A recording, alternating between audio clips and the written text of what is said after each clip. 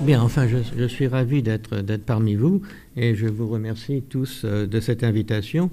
Et je voulais simplement dire au début, pas en réponse à cette question que je ne vais pas oublier, que dans le livre Aller-retour, quand je parle de mon premier retour vers la France après que notre exil en 1941. Et en 1949, je suis retourné sur un petit bateau qui transportait du charbon du plan Marshall. Je ne sais pas si dans cette salle on sait encore ce que c'était. C'était l'aide américaine à l'Europe d'après-guerre. Et on était supposé atterrir à Brest. À la dernière minute, je ne sais pas pourquoi, on a changé de plan et on a fini par se trouver à Caen. Donc je suis ici avec un peu de retard. Le livre, l'édition sans éditeur, avait paru il y a une décennie.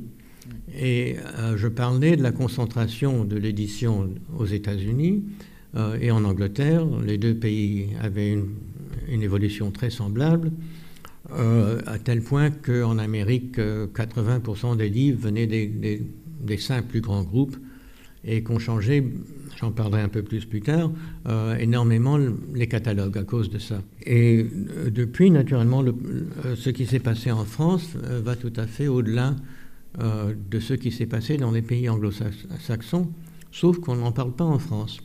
Et je vous donne un exemple dont je parle dans Le contrôle de la parole, parce que c'était écrit à l'époque où l'Élysée avait proposé à Hachette d'acheter Vivendi.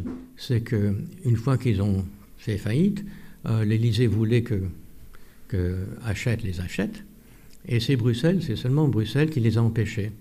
Parce qu'ils ont dit on ne peut pas permettre un monopole absolu en France de toute l'édition.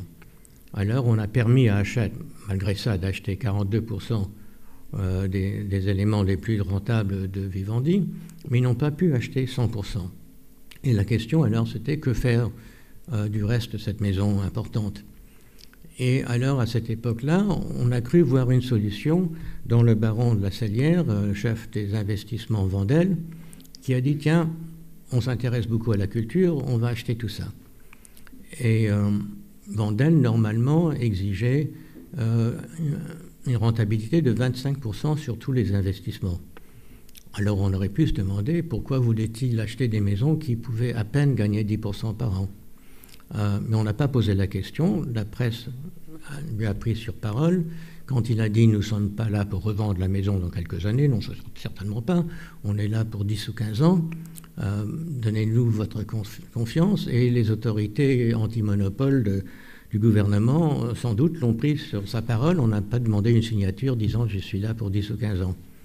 Eh bien, 3 ans plus tard, naturellement, il a revendu Editis, il a revendu à une maison étrangère.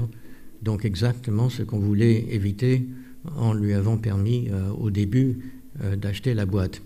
L'essentiel pour Wendel, c'était de montrer que la maison serait rentable.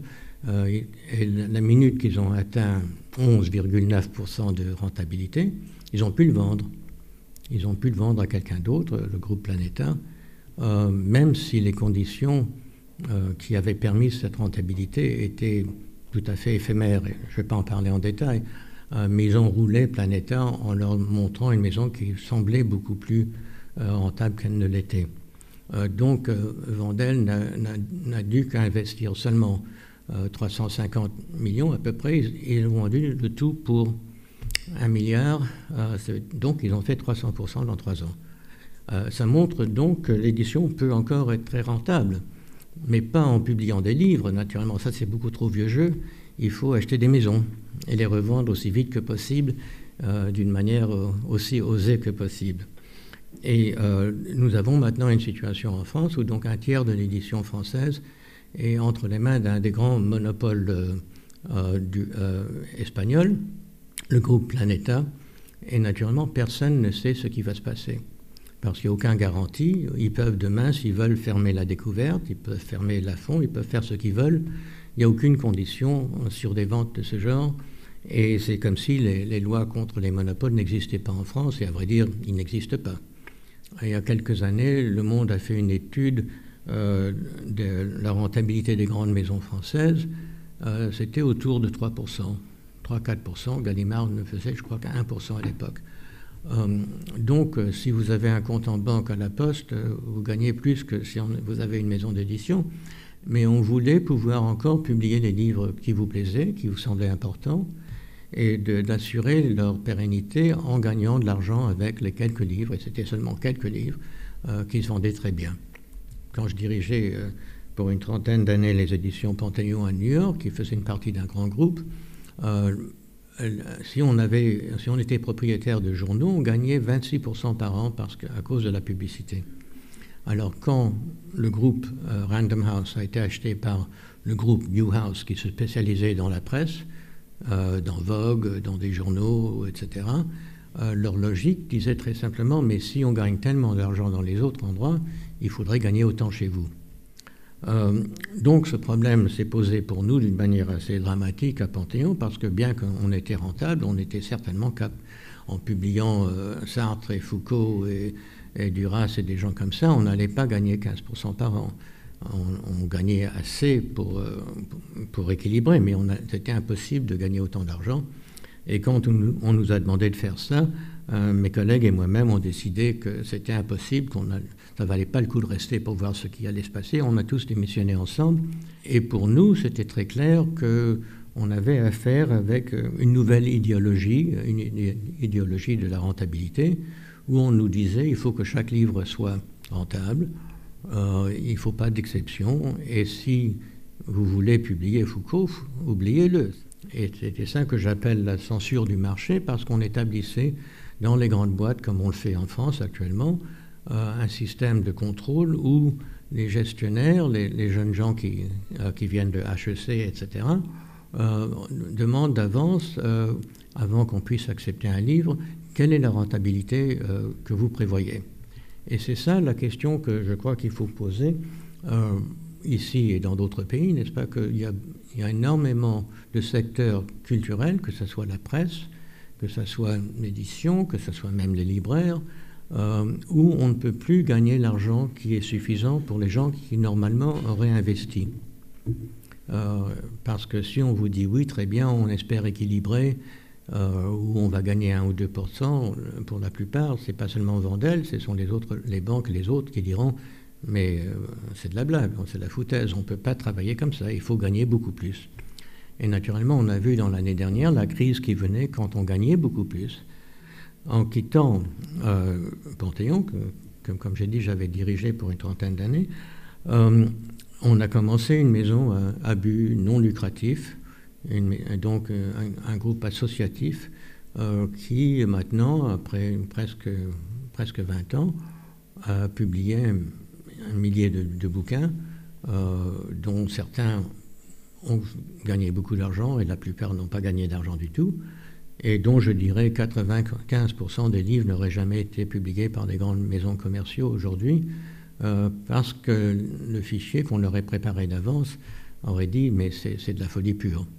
Et donc j'étais très inquiet en France de voir que quand La Martinière a acheté une des plus belles maisons françaises, Le Seuil, que j'admirais énormément, il a déclaré à tout le monde qu'il fallait que chaque livre soit rentable. Et ça m'a beaucoup choqué parce que j'avais traduit beaucoup des livres du Seuil, je connaissais les chiffres de vente de leurs meilleurs auteurs, ces livres n'étaient pas rentables. Et dans plusieurs cas, ne le seraient jamais. Mais malgré ça, c'était le fleuron de leur catalogue, c'était les livres les plus importants, c'est pour ça qu'on les traduisait. Et quand j'ai rencontré La Martinière pour un débat à France Culture, je lui ai donné l'occasion d'admettre que c'était une provocation. Alors je lui ai dit, vous dites ça pour emmerder vos collègues à Saint-Germain, que vous n'aimez pas parce qu'ils ne font pas des livres avec des images, mais vous n'êtes vraiment pas déterminé que chacun de vos livres va être rentable. Et il m'a dit non, au contraire, j'exige que ça soit le cas, et nous n'allons plus publier des livres qui ne sont pas rentables. Et le résultat au Seuil, avec beaucoup de gens que j'admire beaucoup, c'est que c'est devenu de plus en plus difficile pour eux de faire leur métier d'éditeur, parce que avec des conditions de ce genre, c'est quasiment impossible. Donc la question, je crois qu'il faut se poser, et je voudrais en parler aussi, non seulement pour les libraires, mais aussi pour les bibliothèques, c'est si une grande partie de la production, non seulement culturelle, mais des médias, parce que la question dont on parle est encore plus aiguë dans les journaux, comment continuer une production dont le pays a besoin et dont, il faut dire, un système démocratique a encore plus besoin. Parce que si, en partie, à cause des contrôles dont je parlais dans la presse, il y a beaucoup moins de débats qu'on devrait avoir en France sur ce qui se passe, le rôle des éditeurs indépendants devient de plus en plus important, parce qu'il faut que quelqu'un puisse publier quelque chose qui vous dit voici les problèmes, voici les questions, voici les investigations que nous avons faites. On dit toujours oui, l'Internet c'est une solution, mais l'Internet est quelque chose qui est médiophage, si on peut le dire, n'est-ce pas, qui vit du travail des autres. S'il n'y avait pas les journaux, les reportages, Google ne saurait pas quoi mettre dans sa première page. Et donc, je crois qu'une des questions à poser, c'est à quel point, si Google a pu avoir 5 milliards de bénéfices l'année dernière, à quel point est-ce qu'on devrait leur demander de repayer aux journalistes et aux journaux une partie de ce qu'ils utilisent. Mais je crois qu'il y a deux problèmes. En premier, le plus important, c'est qu'il y a une bataille actuelle entre les gens qui contrôlent la distribution, donc les 2 ou 3 grandes boîtes, Amazon, Google et d'autres, et tout le monde d'autre. Alors en France, c'est un énorme problème parce que les éditeurs sont confrontés avec Amazon qui voudrait imposer en France le même prix qu'on a en Amérique, qui va très bien pour Amazon parce qu'ils peuvent vendre plus de livres comme ça, mais qui ne va pas très bien pour les auteurs et les éditeurs qui vont recevoir presque rien là-dessus.